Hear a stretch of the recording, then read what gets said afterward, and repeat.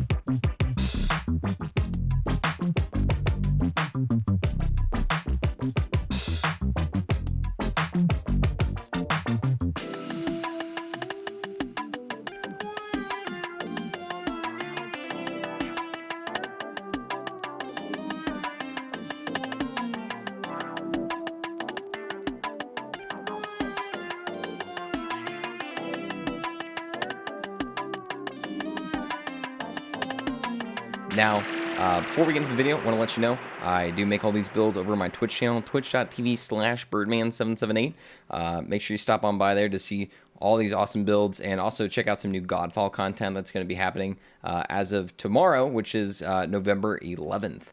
But yeah, make sure you also follow my Twitter, twitter.com/birdman778, and on YouTube for more build videos and more Godfall content. Make sure you're hitting that thumbs up, the subscribe, and let's get going. Now, before anything, I want to say big thanks to TBJ Quag for the help on this build. Him and I early on were kind of talking about what are some awesome things with Zane that we could work on.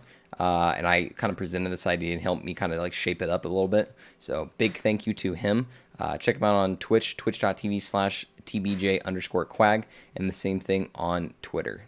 Now, like I mentioned before, this build is called Boyo Yega. It is a John Wick thematic build. I always really wanted to make a John Wick build because I thought that Zane very much resembled John Wick in the way that he's kind of this like cool, like used to be super cool assassin, but it's kind of like retired, but comes back out to fight some more. So they always had those parallels that I thought were interesting. But with the newest launch of Arms Race and the Designer's Cut, we got another skill tree for Zane and added the Mantis Cannon, which is an amazing tool for Zane. It honestly makes him probably the strongest character in the game by far. Like, it's not even really arguable. So had to make this build. So very exciting. So as you can tell by the weapons, we're going nothing but Hyperion. I'm a big fan of Hyperion, but at the same time, very accurate and very crit focused manufacturer. We decided to go with a radiation redistributor with ASC Cryo, a smog with ASC Corrosive Cryo, a reflux with ASC Cryo, and then a cryo conference call with ASC Corrosive. Now, reason why we're picking all these different things, first off, Corrosive is just very good all-around damage for flesh enemies and also armor, obviously. So we always, it's definitely a good one to add into any of these, as is Cryo. Even going into Malawan Takedown, this build is insanely effective, as you're going to see from the different clips I add into the video itself. But the smog tends to actually be kind of your bread and butter.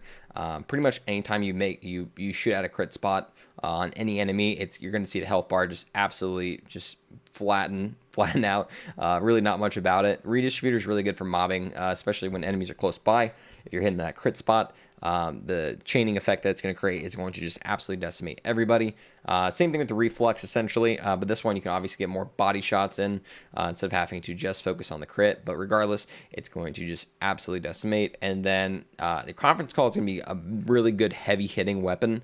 As soon as it hits enemy in pretty much any spot, I mean, but mainly hitting them in like their head, wherever their crit is, that's going to be the most important thing.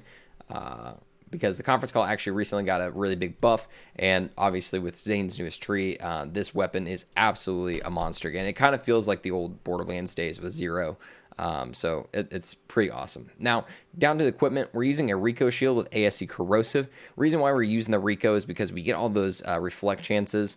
50% chance reflect projectiles while shielded, 80% while we're not shielded, and then 30% chance to reflect while shielded. So it's honestly an absolute monster, and I think it's a shield that people kind of like forgot about.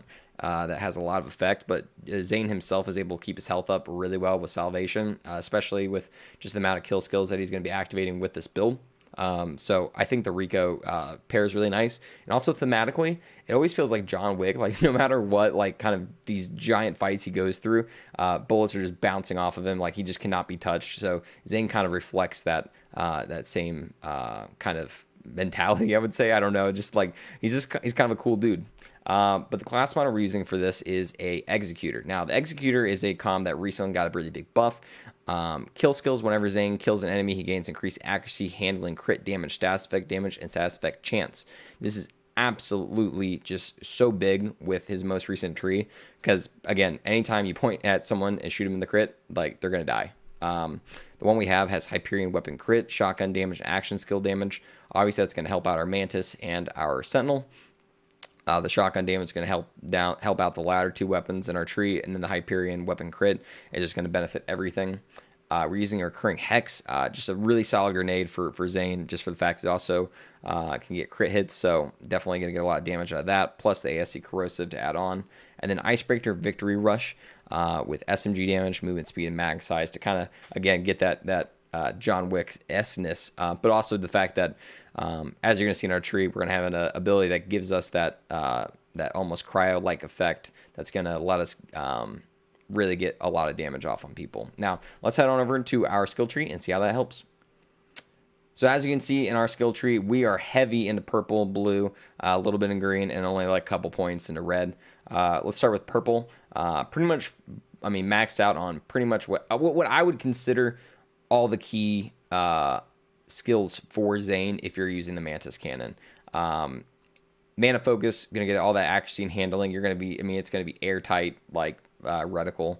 Headsman, hand, and commitment are going to be like the bread and butter of this entire tree, just for the fact that this is giving you 28% extra crit damage on top of whatever, on top of Deathfall is close, it's going to go even higher, and also on top of the Executor, you're just going to absolutely decimating people. Commitment, getting that extra gun damage, and also action skill cooldown, which is really nice for the Mantis cannon as well in those mobbing situations on like Mallow on takedown. This is really nice, so you're able to get those constant shots. Fugitive, so you can run and shoot. Domino effect, this is one that's really nice because it's able to kind of take the spot of Cool Hand if you want to, or you can just like stack up even more reload speed, but it's also just going to complement that in Violent Violence with increasing your fire rate as well. Sheer Will, I have 3 points in it right now. This is probably one that you can move a couple points around depending on how you're feeling, but I want my action skills as much as humanly possible. So we're getting that cooldown rate and the cooldown after crit hit effect that stacks. It's really nice. Eraser, that's that bore effect that just absolutely just destroys anybody as soon as the pellets of, especially like the conference calls start smacking around people. You just notice their health bars just drop. And then Our Man Flint for that extra bonus damage while aiding down in sight. And status effect whenever he makes a critical hit. This one's really nice. You don't always have to be aiming down sight, but obviously with like the smog, that's going to be what you have to do to get the effect out of it. So this is what's going to benefit it in the conference call probably the most. While, I mean, the reflux, you can kind of aim out if you want, but I usually just aim down sights. But with the redistributor, you don't always have to really aim down the sights to get that big old effect, but obviously it helps. And on the Mantis cannon itself, we're using proliferation, those extra shots, and also no way out, so we're able to debuff our enemies while also pulling them in to just do a bunch of damage. In the blue tree, we're, again, maxing out pretty much everything that we need here. Violent momentum, violent speed. Violent speed is going to help out a lot, especially with the fact that the Mantis cannon, we can just like pop 2 shots of that. We're getting a ×2 effect of the violent speed right there, so our movement's going to go up. Salvation, 1 point, all you need. Drone delivery, so you're getting those hexes dropped around. 2 points in Cool Hand, mainly just to get down the tree. You can go up into Cold War if you want for that. I just really don't see a huge benefit, except for like maybe like swapping the conference call to get that extra cryo damage. But again, it's not necessary. Maxing out Violent Violence and almost maxing out Playing Dirty. There's only 1 point that's not in here, but Violent Violence I think should be all the way up. 1 point Good Misfortune just to get kind of down the tree, and also just get some of that action skill duration effect. You don't really need it, but I mean, you get Sentinel back really fast, but at the same time, it's nice to have it like hang around for that extra couple seconds. And then Death Follows Close for that kill skill bonus and the seconds on that. Now, you can tell that we swapped Seeing Red. Seeing Red and Death Follows Close got swapped in the most recent patch. I really like it because you also, I mean, Seeing Red essentially gets a boost on it too. So we're kind of getting what you would say is a Seeing Dead effect pretty consistently, and also getting the bonuses out of the Executor. So I really like it personally. 3 points in Premutus because just extra mag size. 5 points in Ready for Action for that shield recharge, especially with our Rico. That's really helpful. And then 1 point in Brain Freeze just to kind of get that last point out on crit hit, on slow effect chance, and was really nice until a target is frozen. Again, once target is frozen, you're going to get that cryo bonus, which is really nice, especially with the Icebreaker.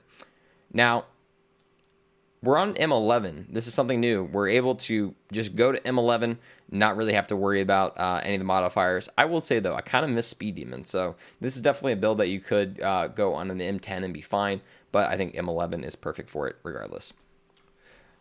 Well, guys, thank you so much for watching this video. I hope you really like this one. This one, it's probably going to be like the main build I'm going to be running on my channel for a while, just because I think it's just really solid. It's really fun. Zane is just an absolute monster now and deserves all your love and respect. I feel kind of bad because he kind of takes over that crit damage character that Flack used to be. He kind of just does it all better, and I know a couple people might be a little bit upset about that, but it's kind of just true. I think Zane's just kind of the boyo now. But regardless, guys, thank you so much for watching. Make sure you're stopping by my channel. We're on at noon every single day. We're going to be on at 4 p.m. on November 11th for the release of Godfall. So stop on by. All right. Well, thank you so much. Have a good night, day, and wherever it may be, and stay smexy.